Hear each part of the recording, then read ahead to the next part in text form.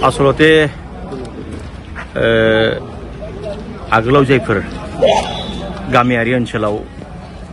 ना फानो बे ना फाननायफ्रा एक्चुअली हाइजेनिक नङा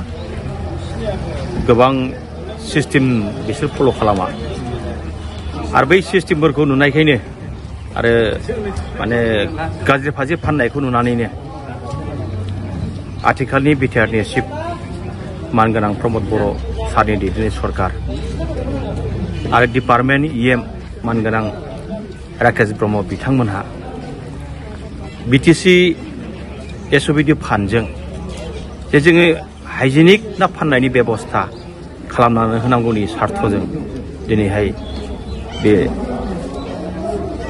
सबाइझार कन्स्टिट्युएन्सि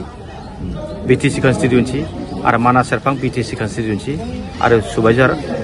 थुरिबारि बिटिसि कन्स्टिट्युएन्सियाव दिनै अफिसियेलि जोङो माखासे ना फानग्राफोरनो जोङो बाइसाइकेल आनिफ्राय आइस बक राननानै होनाय जाबाय नट अनलि बेल' नङा जोंनियाव गोबां जोङो बे ओनसोलाव बेनिफिसारिफोरनो हिताधिकारिफोरनो हेन्डलुमावनो जा शिक्षा डिपार्टमेन्टआवनो जा स्पर्ट्स डिपार्टमेन्टआवनो जा फिसारि डिपार्टमेन्टआवनो जा एभ्रि डिपार्टमेन्टआव जोङो बेबायदिनो एते मोजां मोनसे परिबेक लाबोनो थाखाय मोजां परिबेक सृष्टि खालामनो थाखाय जोङो मोनसेनि उनाव मोनसे जों गोबां माबा माबि जोङो दिनैनि दिनावहाय हरगासिनो दं बेनिखायनो जोङो बेबायदि हरनायनि गेजेरजों जे बिटिसि ओनसोलखौ जों मोनसे पर्यायसिम लाबोनो हाबाय जों बेखौ दिनै दाबि खालामनो हायो दिनै जोङो इउपिपिएल सरकारनिफ्राय साइकेल आरो बरफनि बाक्सु मोनबाय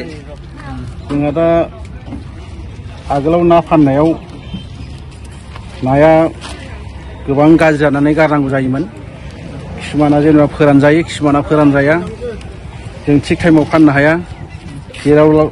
फानहैनो सानो बेयाव सहैगौ माखासे सेवो गतिके सरकारा बे ना बाक्सु होनानै जोंनि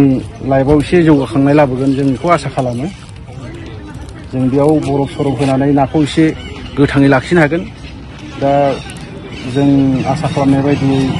हयथ' जों नाखौ मोजाङै फाननो हासिगोन आरोखि बे गोदान बिथांखिखौ जोङो मोननानै सरकारा जिबायदि बिथांखि लादों बे बिथांखिखौ जों बिराद गोजोननाय मोनदों गतिके जोंनि बिटिआरआव ना फानग्राफ्राबो एसे हेल्प मोनदों आरोखि बुहुद हेल्प मोनदों बेनि थाखाय जों सरकारखौ साबायखर होयो।